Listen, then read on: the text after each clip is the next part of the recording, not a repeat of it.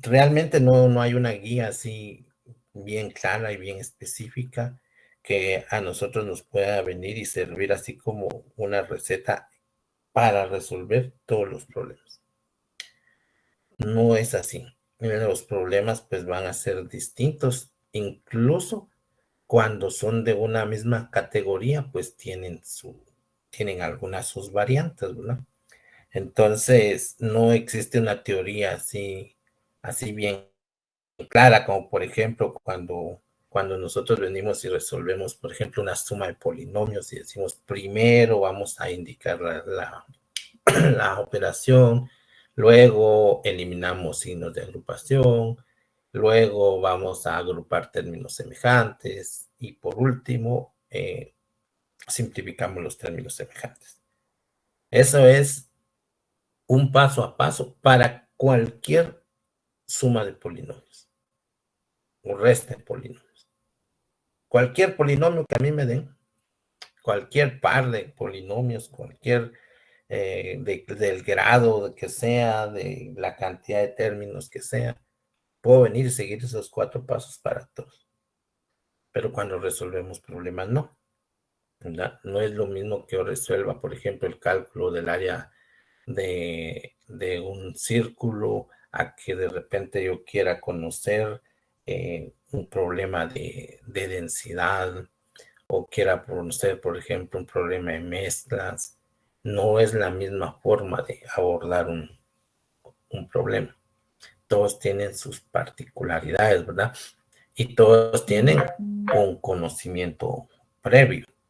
Por ejemplo, si yo abordo un problema que trata de determinar la distancia que una persona se desplaza, pues yo tengo que tener un conocimiento previo de cómo es que calculo esa distancia, ¿verdad? O por lo menos tener la lógica de decir, la distancia va a depender de la velocidad a la que se mueve la persona por el tiempo en que está en movimiento. De alguna manera viene siendo lógica eso.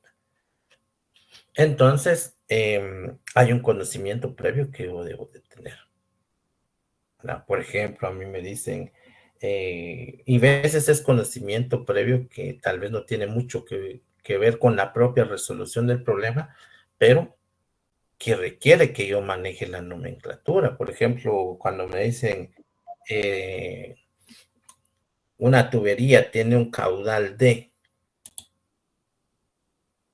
bueno, pues de repente yo no tendría que saber qué es un caudal, pues cómo se representa un caudal. O por ejemplo, un, una sustancia tiene una densidad de, tendría que saber yo a qué se refiere una densidad, cómo se define una densidad. O por ejemplo, tengo un depósito en forma de cono, por ejemplo, y me piden determinar el volumen. Pues yo tendría que conocer cuál es la forma del cono, cómo se calcula su volumen, qué características tiene. O sea, hay un conocimiento previo que debo de tener. Entonces, no existe así un paso a paso para resolver, que sea general para resolver los problemas. Sin embargo, pues esta guía que se nos presenta aquí es una guía que, bueno, pues nos puede ayudar a, a poder venir y abordar el planteamiento correcto de un problema. Con las distintas variables que nos puede presentar el problema, pero podemos venir y tomar algo que sí podría ser general. Entonces esa guía pues considera primero que debemos de identificar la variable. Eso quiere decir que, bueno, aquí nos tiene escrito que identificar la variable significa identificar la cantidad que el problema le pide determinar. En general, esta cantidad se puede determinar con una cuidadosa lectura de la pregunta que se formula al final del problema. Después, introduzca la notación para la variable. Llámela X o alguna otra letra. Ahora, este sí es el punto de partida. el punto de partida general para cualquier problema. Nos dice, realice una cuidadosa lectura. Al momento en que me dicen que realice una cuidadosa lectura, que lea una vez, 2 veces, 3 veces o cuantas veces sea necesario, leer el problema hasta que lo pueda comprender. Ese es el objetivo de la cuidadosa lectura. O por ejemplo, cuando no estoy leyendo un problema, cuando no me lo están dando, cuando estoy en campo y quiero resolver algo, tengo que venir y observar y analizar y comprender bien lo que está sucediendo, de tal manera que de a poco yo me lo puedo ir explicando con mis propias palabras.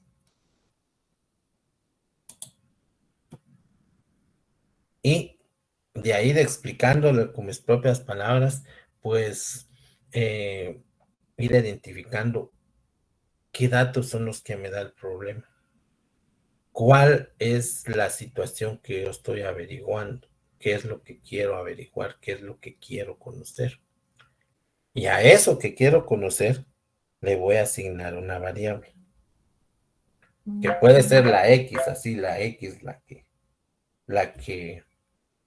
la que nosotros normalmente por default utilizamos, o puede ser cualquier otra. Por ejemplo, si quiero calcular el volumen, pues agarro como variable la V, ¿verdad?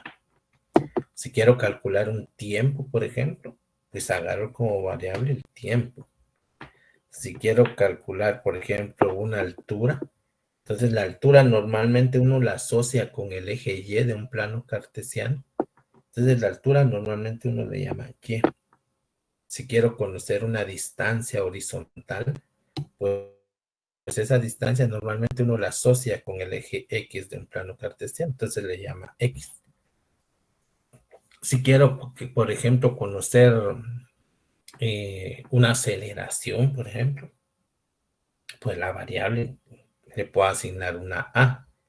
Y así quedo en la libertad de poder utilizar la letra que a mí más me convenga o que me diga algo para poder representar la variable que ya tengo identificada. Muy bien. Paso número 2. Transforme palabras en álgebra. De nuevo, lea cada oración del problema y exprese en términos de la variable que haya definido en el paso 1 todas las cantidades mencionadas en el problema. Para organizar esta información, a veces es útil trazar un diagrama o hacer una tablita. Entonces, primero, bueno, pues yo ya comprendí el problema en el paso 1. En el mismo paso 1 identifico los valores que me dan, la información que me dan y la información que me requieren. En este paso 2 dice, esa información que me dan y que me requieren, pues yo puedo venir y establecer relaciones entre ellas, elaborar un diagramita y posteriormente entonces entrar al paso número 3, que es formular el modelo. Por ejemplo, hay un problema que yo les puse a mis estudiantes en el curso pasado, que decía que se tiene una caja de madera cuyo largo es 9 pies más que la altura. Y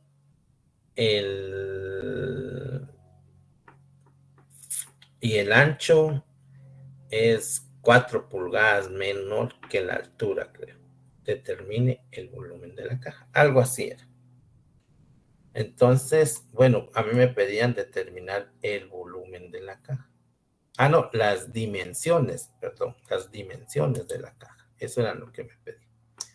Entonces, las dimensiones de la caja era que yo determinara cuál era el ancho, cuál era la altura y cuál era el largo.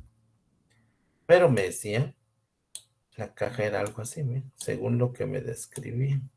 Entonces, el hacer un diagramita siempre me va a ser muy útil para describir lo que quiero. Era algo así, el dibujo más o menos. Entonces decía que el largo es 9 pies más que la altura. Y el ancho era 4 pies menos que la altura, algo así. Bueno, entonces yo puedo venir y decir, como me piden las dimensiones de la caja, le voy a llamar X, pero miren, ya hice mi diagramita, ¿eh? Le voy a llamar X a la altura. Como sé que el largo es 9 pies más que la altura, bueno, entonces establezco una relación, que el largo lo puedo representar como X más 9. Miren, eso es lo que quiere decir esto, ¿ven?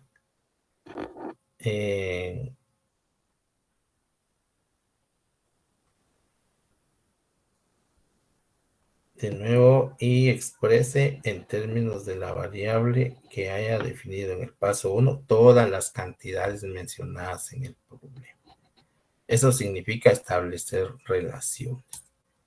Y como, bueno, pues el ancho decía que era 4 pies menor que la altura. Entonces, miren, ahí establezco relaciones, ¿no? Me están pidiendo que determine las dimensiones de la caja. Bueno, pues para determinar las dimensiones de la caja me voy a auxiliar de un modelo que me explique cómo calcular el volumen. Claro, para eso me dieron, recuerdo bien, el volumen de la caja. Imaginémonos que sean 100 pies cúbicos, algo así. Entonces, bueno, el volumen va a ser igual. Cualquier recipiente que tenga esta figura, esta forma, su volumen va a ser el ancho por la altura por el largo. Entonces, miren, en base a las relaciones que hice aquí, en base a mi modelito, entonces, en base a mi dibujo, perdón, entonces caigo al paso número 3. El paso número 3 es formule el modelo. Significa que encuentre en el problema el dato de importancia decisiva que dé una relación entre las expresiones que haya citado en el paso 2. Entonces, todas estas relaciones que hice aquí en este paso me sirvieron para poder venir y plantear en base a una ecuación general, y la ecuación general es ancho por alto por longitud, de una ecuación general, miren, adaptada a esta situación en específico, ¿no? Entonces, de esa ecuación general vine y formulé una ecuación o un modelo en específico para esta situación. Luego que tengo generado el modelo, entonces viene el paso número 4, que es resolver la ecuación y verificar su respuesta.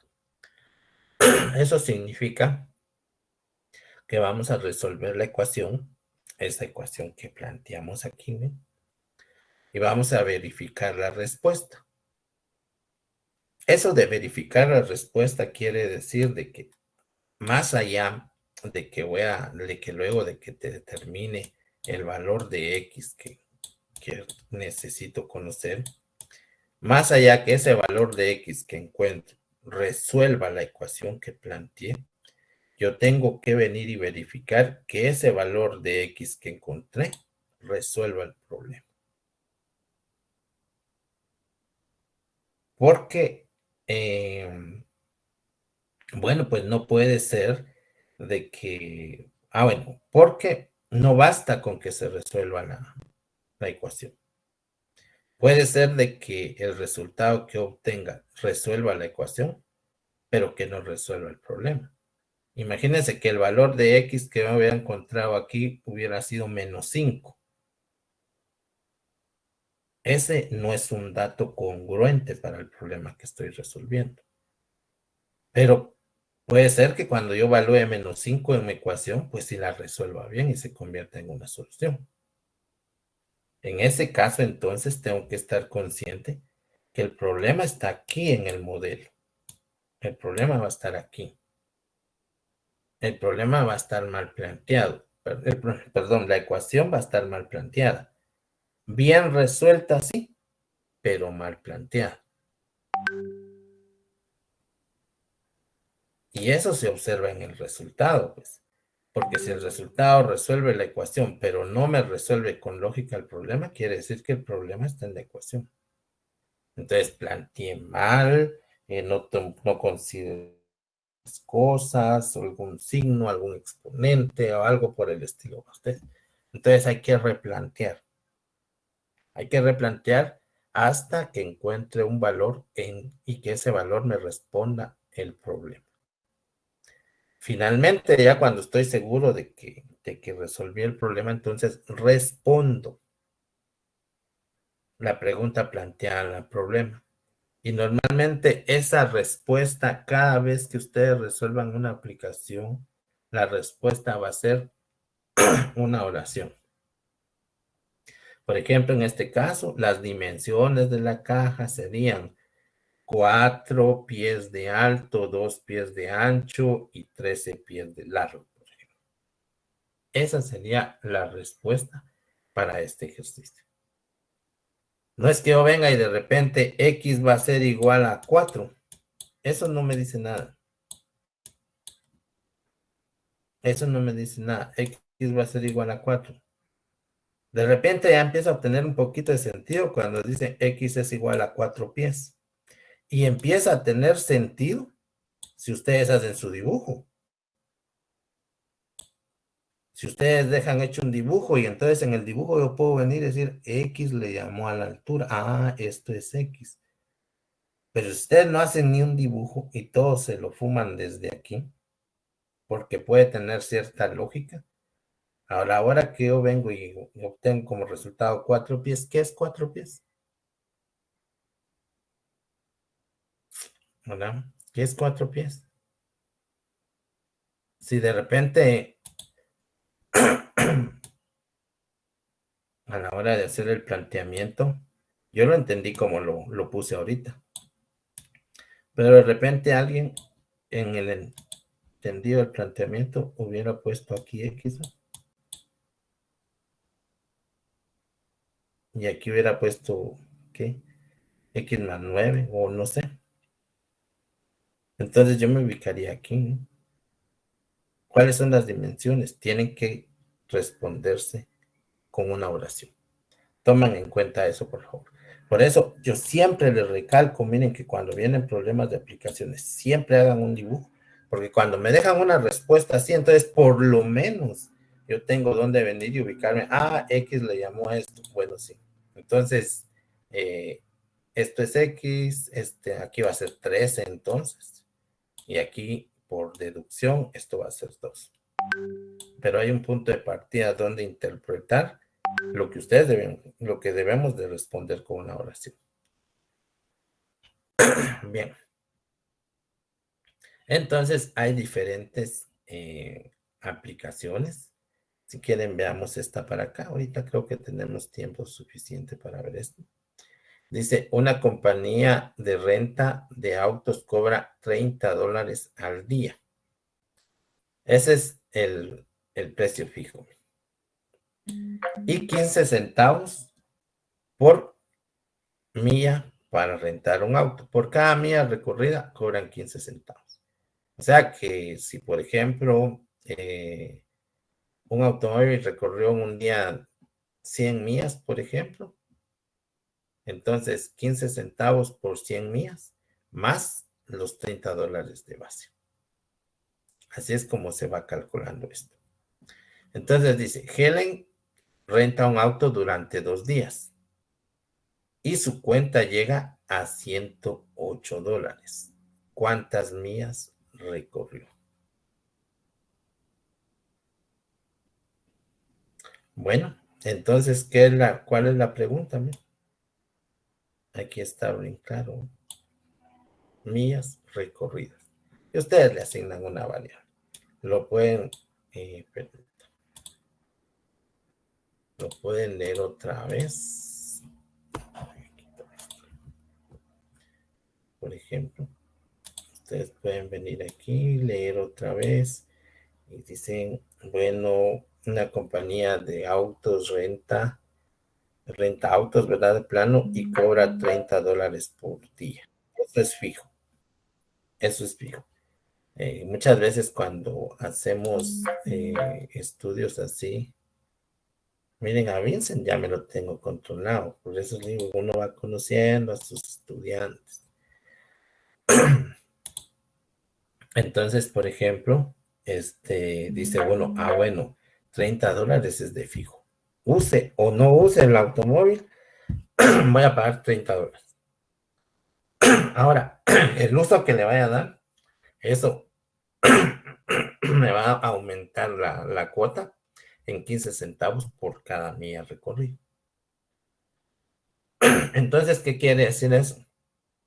De que el precio va a depender digamos, el precio total va a ser igual al precio fijo más el precio por milla recorrida. Eso me da igual al precio total. Ahí tengo planteada una ecuación en palabras, ¿verdad? Es precio fijo, los 30 que voy a pagar diario, más el precio por milla,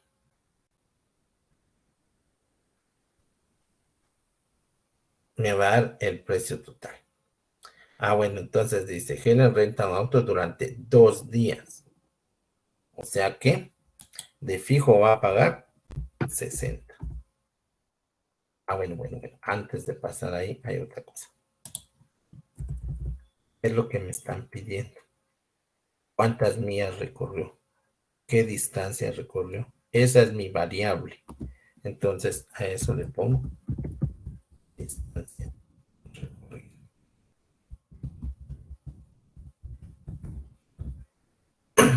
Eso es lo que me están pidiendo. De hecho, eso yo lo debería de haber planteado aquí. Esto lo tuve que haber puesto aquí arriba. X es igual a la distancia recorrida. Entonces hago mi planteamiento. Mira. Precio fijo, como son 2 días, pues ese precio fijo va a ser de 60.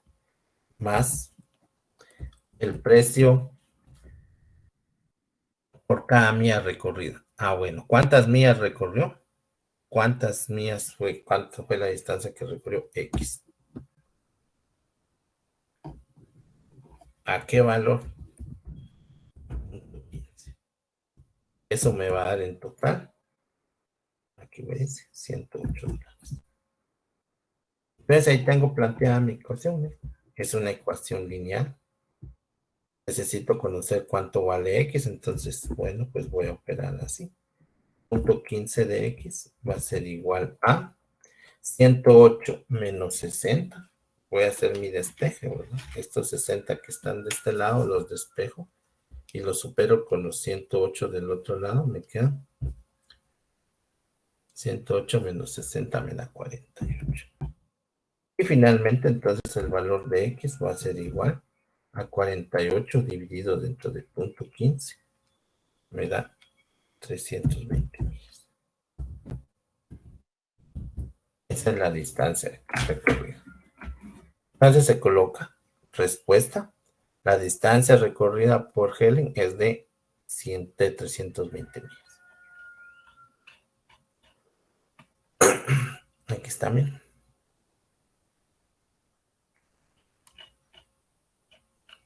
Muy bien. Problemas de interés, dice. Cuando hablamos de problemas de interés, nos referimos a la cantidad de dinero que se gana o se tiene que pagar producto del préstamo de una cantidad de dinero. Entonces, cuando hablamos de interés, hay dos tipos de interés, el interés simple y el interés compuesto. El interés simple es el que nos va a ocupar ahorita en este curso. En el siguiente curso, cuando van a ver ustedes el tema de funciones exponenciales, Ahí van a trabajar problemas de interés compuesto. La diferencia entre el interés simple y el interés compuesto es de que el interés simple es más bondadoso. En el interés simple, los intereses, o sea, las ganancias se capitalizan a cada año, una vez al año.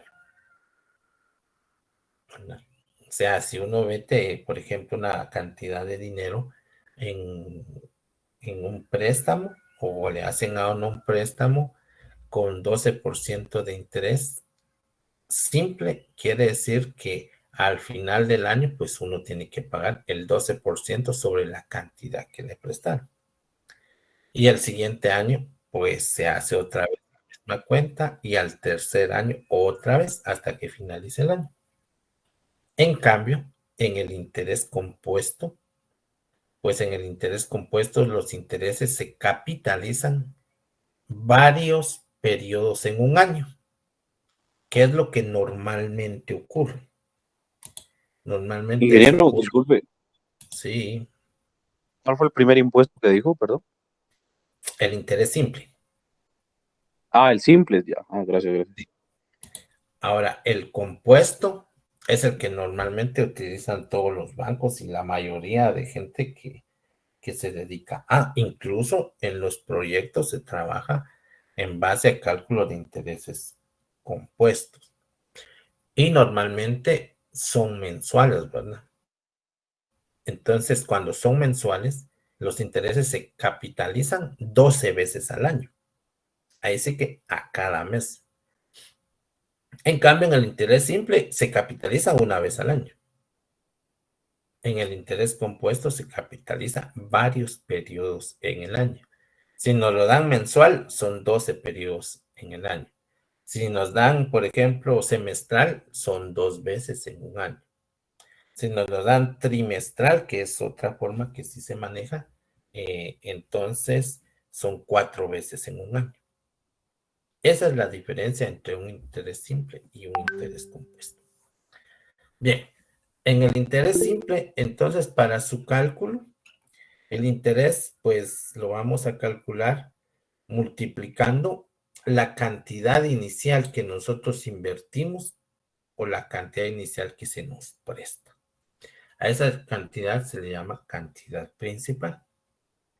Esa cantidad principal la multiplicamos por R, que es la tasa de interés. Tasa de interés al 12%, al 5%, al 15%. Y siempre que nosotros ingresamos un porcentaje en un modelo, ese porcentaje lo ingresamos de forma decimal. Normalmente va a ser así, en forma decimal. O sea, si la cantidad se, se adquiere con un 5% de interés, entonces la tasa en el modelo la incluimos como 0.05. Si es al 10% de interés, 0.10. Si es al 15% de interés, 0.15. Y el tiempo, que bueno, pues es la cantidad de años a la que se hace el préstamo. El número de años que el dinero está en depósito o el número de años del que el dinero se nos presta. Muy bien. Entonces, aquí, entonces dice, bueno, ya está. Entonces, por ejemplo, dice aquí, intereses sobre una inversión. María hereda $100,000 y los invierte en 2 certificados de depósito. Uno de los certificados paga 6% y el otro certificado paga 4.5% de interés simple al año. Si el interés total de María es de $5,025 al año, o sea, eso es lo que recibe, ¿verdad? ¿Cuánto dinero debe de invertir en cada una de las tasas de interés? Bueno, entonces aquí, bueno, pues así a grandes rasgos, Lo que dice es de que en primer lugar María heredó $100,000. Esa fue su herencia. Y los quiere invertir. Los quiere invertir para sacar ganancias, ¿verdad? Y muchas veces dice, bueno, mejor metas dinero en el banco si no me lo gasto. En el banco, aunque sea alguito, gana. Entonces, de esa herencia la depositó en 2 bonos, dice, en 2 certificados. Uno de los certificados paga 6% y el otro paga 4.5%. O sea, la cantidad principal, la cantidad que ella tiene, ¿verdad? Son $100,000. Cierta cantidad de esos $100,000 los va a invertir al 6% y el resto los invierte al 4.5%. Si en total ella gana 5,025, entonces ¿cuánto dinero invierte en cada una de las tasas de interés? Entonces aquí si planteamos esto en palabras sería, bueno, primero tendríamos la cantidad invertida al 6% más la cantidad invertida al 4.5%. Eso me va a dar un total de...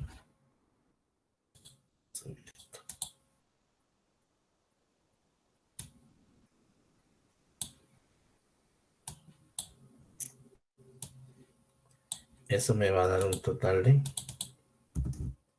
$5,025. En palabras, eso es lo que va a sucederme. Voy a tener una cantidad invertida al 6%, más una cantidad invertida al 4.5%. Al final del año me van a dar $5,025 de intereses. Bueno.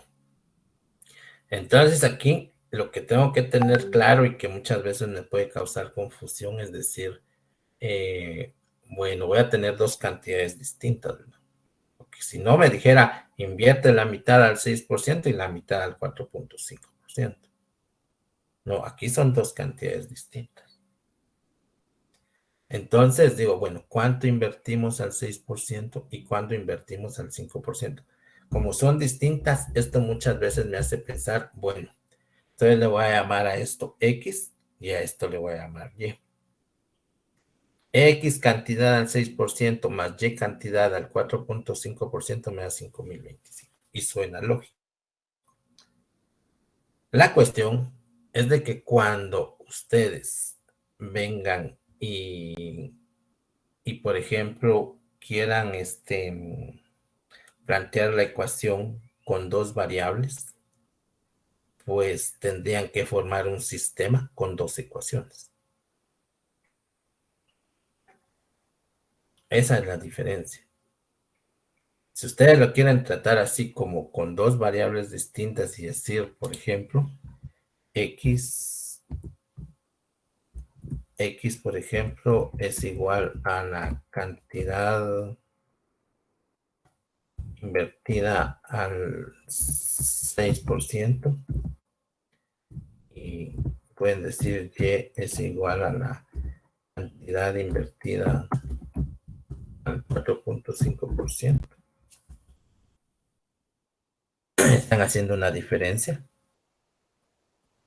entre las cantidades y van a tener entonces dos variables. Y si tienen dos variables, tendrían que formar un sistema de ecuaciones. Y el sistema de ecuaciones iría en este sentido, miren, X más X más Y va a ser igual a 100,000, ¿verdad? Eso es lo que tiene. La cantidad que invirtió al 6% más la cantidad que invirtió al 4.5% me da 100,000. Eso es lo que él tiene invertido entre las dos. Y la otra ecuación se plantearía así, mira.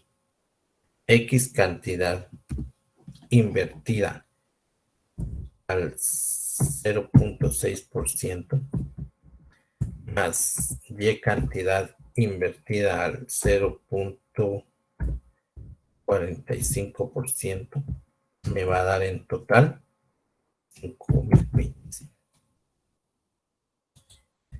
Ese es un enfoque, ¿me? Y es que yo quiero interpretar las inversiones de manera distinta.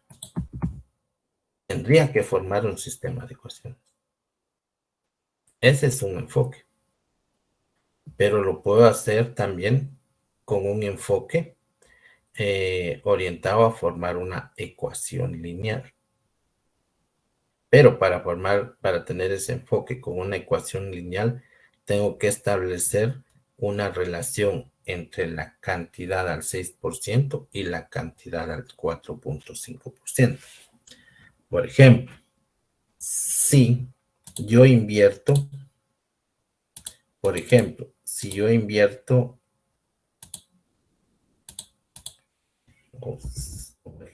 la señora hubiera invertido $40,000 al 6%, entonces, ¿cuánto se invirtió al 4.5%? Alguien que me lo diga.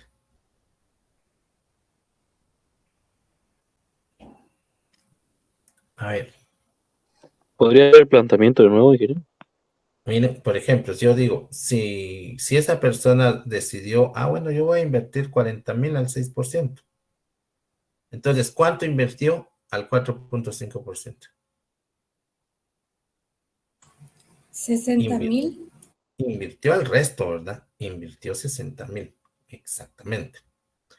Si hubiera invertido, por ejemplo, si hubiera decidido, yo voy a invertir 25,000 en esta, entonces al 4.5% invirtió 75,000, ¿verdad? ¿Sí? Entonces, ¿cómo saco esas 75,000 de acá?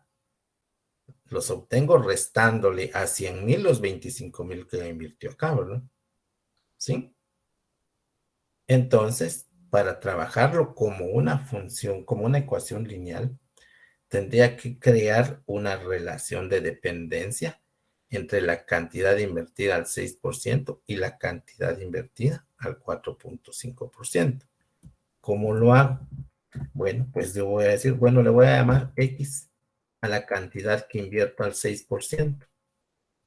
Entonces, la cantidad que invierto al 4.5% va a ser 100,000 menos lo que invertí al 6%. Y eso me va a dar 5.025. Entonces, ya la ecuación de una forma lineal se plantea de la siguiente manera. X cantidad invertida al 6% más 100,000 menos X invertido al 0.045% me va a dar en total 5.025. El resultado va a ser exactamente el mismo. Como ahorita estamos todavía en ecuaciones lineales, lo vamos a resolver así.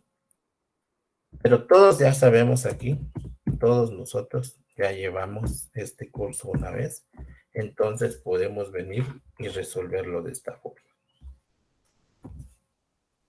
100,000 por 0.045 te da 4.500 menos 0.045 igual a 5.025. Voy a despejar estos 4.500 y voy a operar las X, miren. 0.06X menos 0.045X me da 0.015X, que va a ser igual a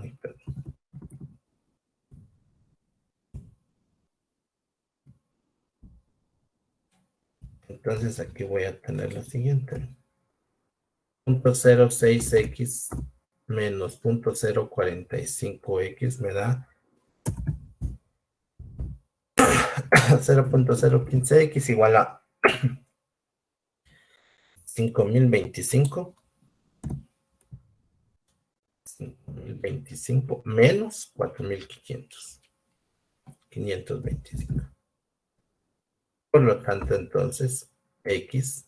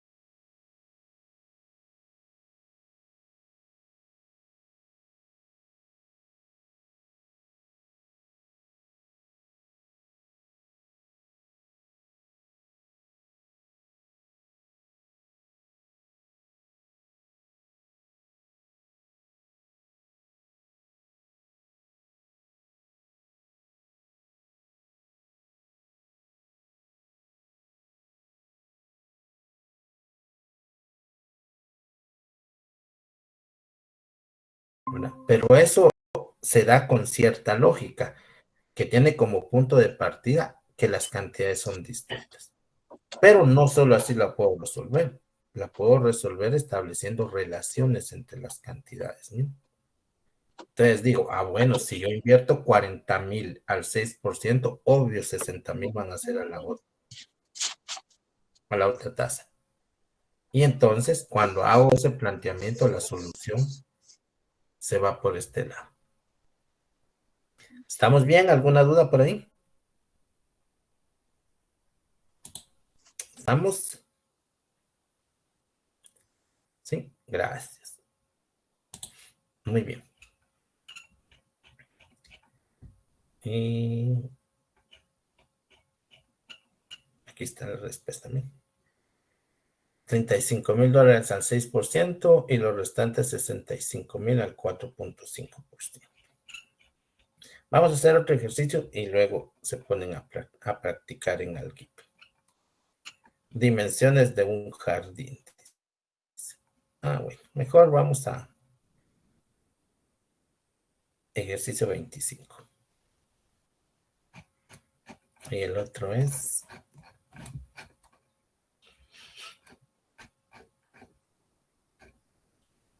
21.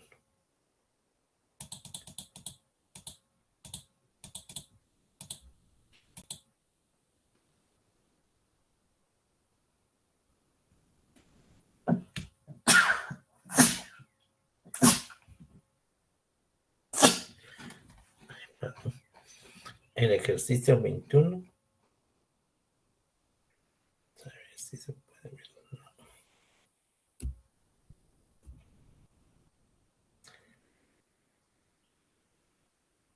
Bien, ¿pueden resolver este, por favor? Y el 25.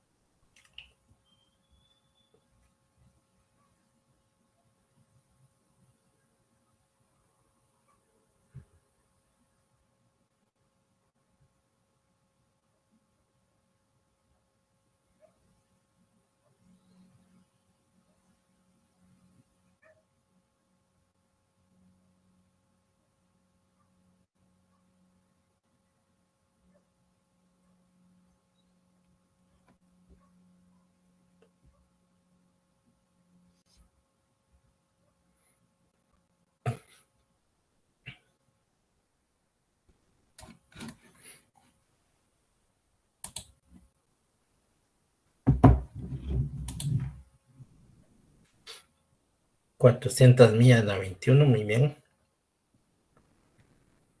Y la otra.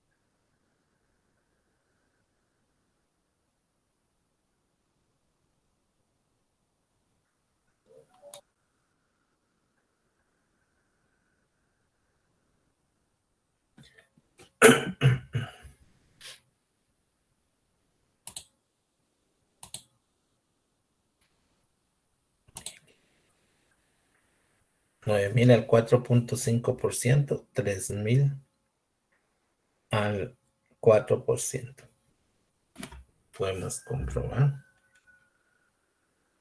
9,000 por 0,045 más 3,000 por 0,04. Al final los 525. Muy bien.